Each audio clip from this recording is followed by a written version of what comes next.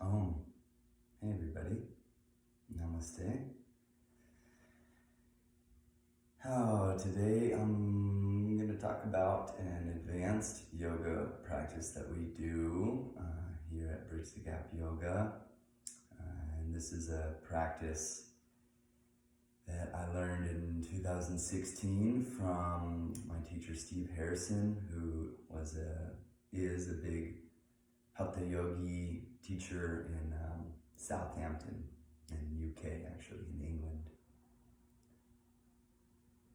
And I'm introducing this practice today not in the sense of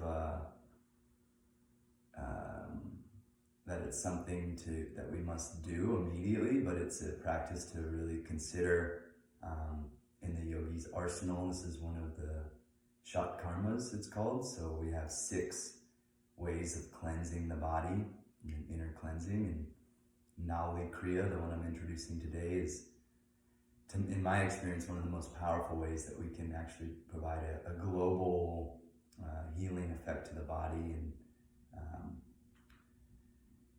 just the way that it stimulates the organs and the way that it seems to really churn the energy. And we have to kind of experience what that means for ourselves before we can draw any conclusions about it. And it is an advanced practice. It's not something that you just pick up and start doing several rounds of. It does take time to build up, so I just want to point that out to you all. It is an extension of uddiyana bandha, so some of the people practicing here, most of the people practicing here are familiar with a kriya that we use called uddiyana bandha kriya, which it finds its way into some of the systems and the routines that we like to work with. It can be used as a standalone kriya. Uddiyana bandha kriya can be done as a standalone kriya. And the way that we teach it is standing, but it can be done sitting as well. And that's kind of stage 1, is learning how to lift the tummy in and up by drawing suction into the chest. And what that looks like is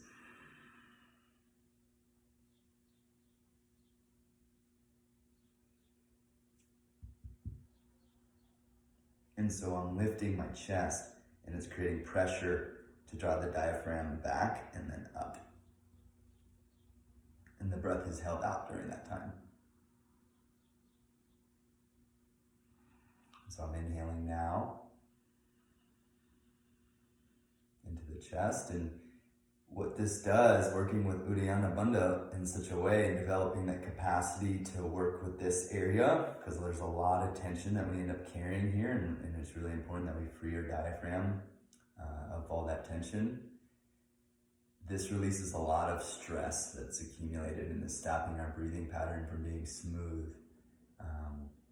And it allows us to let go a lot easier, because there's a strong suction happening, and there's this really powerful negative pressure in my body, and I need to just stay and sit with that energy.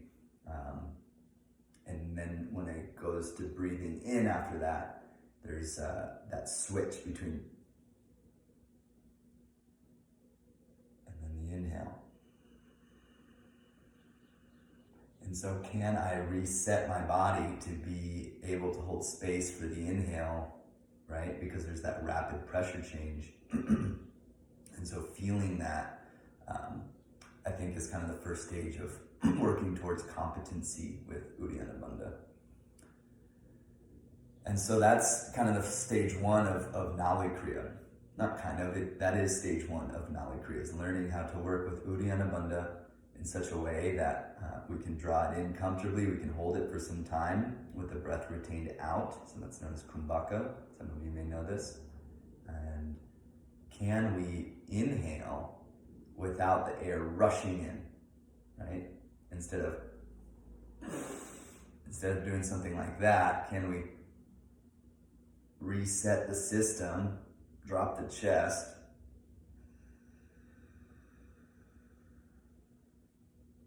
and that brings in a very powerful effect on the spine, in fact, because we're starting to work with the inner mechanisms that allow the spine to be fixed in place, and the outer body kind of wraps around that inner body. And so all this talk of bandhas and a lot of the Kriya practices revolve around working with bandha, because bandha is the way that we facilitate or participate in the flow of prana. Okay, so, and prana is connected to breath. Prana is that which comes before breath. And so this is the subtler layer of consciousness, right? We have the mind and like the capacity to perceive things, but even subtler than the mind is an energetic force that's supporting that perception. There's an energy, and that's, well, hopefully that's not too esoteric or ungrounded or unfunctional for some of us. It can be. Some of this information can actually not be supportive at our current stage of development. It's not really even necessary to know. What's more important is that we start to develop a practice that allows us to interact with these things, and maybe do some studying here and there. Reading some of the yogic texts is helpful. But until we have a practical understanding, meaning our body is starting to feel energy moving in an experiential way, not in a like make-believe pretend way, then we can start to really understand the yogic concepts such as prana, and bandha itself, I think, lies in that category. And so until bandha starts to become a natural mechanism that's a result of our breathing and practices, our breathing mechanisms and our practices, then sometimes it's clunky and we're doing it very forcefully, and there's a lot of contraction, muscular contraction, which actually can be an obstruction to the flow of prana. And so that's kind of a little bit of a long-winded discussion or answer that I don't even know if there was a question, but I feel like I needed to address some of those things, because we have stage 1 of Nauli Kriya, which is just uddiyana bandha, right? Stage 1 of the inner cleansing practice that helps us free up the diaphragm and really stimulate the bowels and the organs of the tummy, is learning that mechanism, the lift in the abdomen. And then stage 2, I'll just demonstrate, it's called Agni Sara.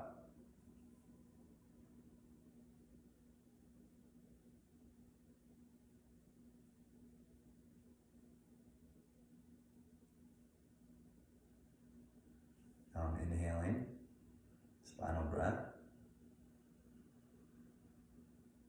meaning the energy goes from my base up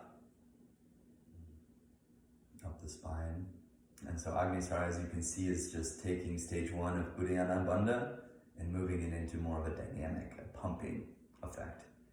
And someone who feels competent in uddiyana can start to include Agnisara into their daily regimen. And of course, starting with like 10 pumps, not very many, but just feeling that, right? And then slowly over time, increasing our capacity, working up to anywhere between 50 and 100 if the system can handle it. And that's where self-pacing really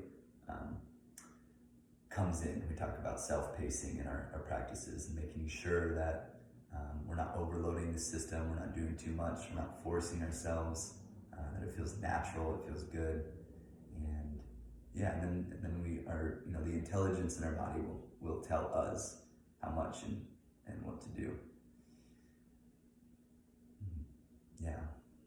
Yeah, listening to the intelligence of the body is the key, because that's the prana, right? We're starting to connect to that which is actually more intelligent than what we think of as intelligence. What we think of as intelligence is often the intellect. We confuse the two. And the intellect is great, and it can pick apart things and dissect reality and measure and quantify. However, that's just one aspect and one layer of our consciousness. And we have more, I would call them intelligent layers of consciousness, more organized, kind of like higher organizational forces, right? The intellect is a smaller organizational force, if we look at it that way, but there's bigger organizational forces that do encompass bigger and bigger aspects of reality. And, well, yeah. So that's prana in a sense. And so we have Agnisara, stage 2 of Uddiyana Bandha, stage 3, Nauli Kriya.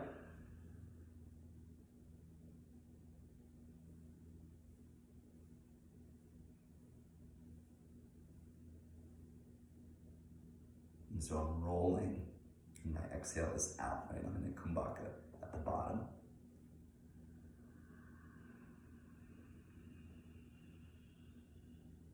Inhalation goes up the spine to the third eye. I rest my awareness there for a moment. There's a kumbhaka at the top, a pause at the top. And then I exhale. And so that'd be like one round of Nauli Kriya. Notice I'm not out of breath, I'm not straining, I'm not forcing. And I did about 5 rotations each way. It's isolating the different segments of the abdomen and the different layers of oblique muscles and abdominal muscles.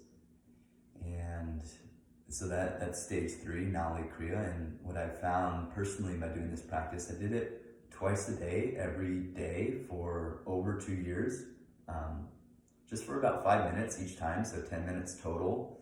And that really just like flipped a switch in my system. You know, it like changed how I digested food, it changed how I was metabolizing life experiences, because we have to understand that our digestion for food is very closely tied to our capacity to digest experiences, right? We have an overall metabolic capability, and even though thoughts are more dense substance, food is a more dense substance than thoughts.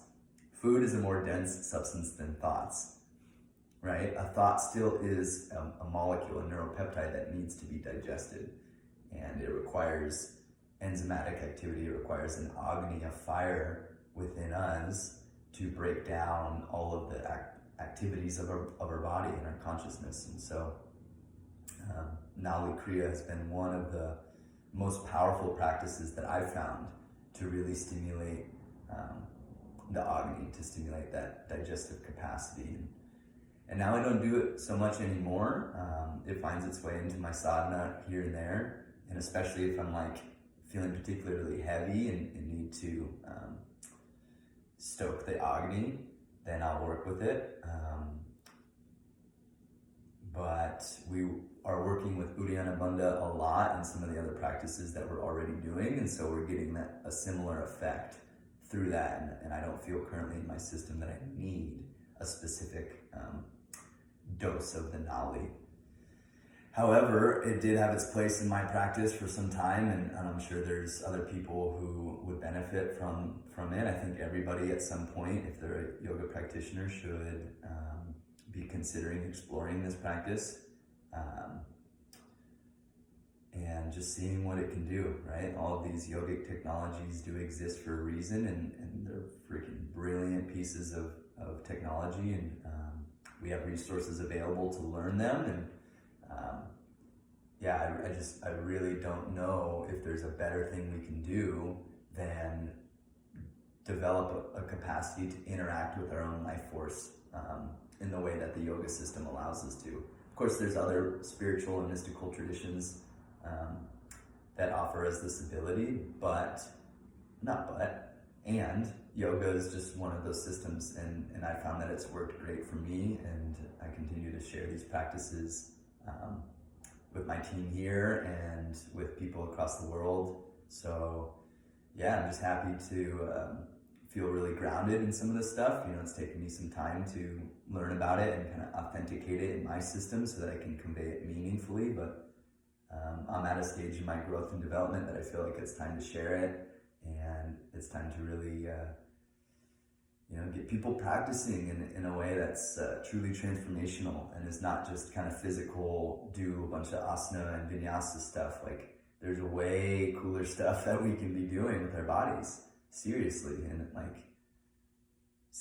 there's a really powerful inner journey that we can all make to learn about how this technology is set up, and this is the most advanced piece of technology in the universe that we know of, right? The human nervous system is just brilliant, and how prana moves through it, how consciousness moves through it, how our mind works. These are all like the coolest things, you know, they're just the coolest things. And I invite you all to explore and hope this video is helpful for you. It's not really a technical know-how video, because I don't think that information can be conveyed directly. Well, that's not true. I could probably convey that in a video, and maybe in a future video I might, but I just want to put out the essence of this message that I'm carrying through this video. And it's that, like, use the technologies that you have available to you, start working progressively, right? Just start working with what you know how to do. And there's tons of tutorials out there for how to do uddiyana bandha. We have an uddiyana bandha video on our website, bridgethegapyoga.com, and under the BTGY online tab. And so, yeah, I'm just here encouraging you and inviting you to explore, you know, go look and see what's there, and spend some time cultivating that every day. And there's not a better thing that you can do for yourself. There's only one body, and there's a fascinating force within you that if you explore, can produce some really cool results. So that's Grant, the end of my share for you today. I'm so glad that you tuned in and decided to watch this video. I hope you took something out of it, and yeah, thank you guys for practicing with us, and thank you for checking in. Keep practicing, keep it up. Om. Namaste.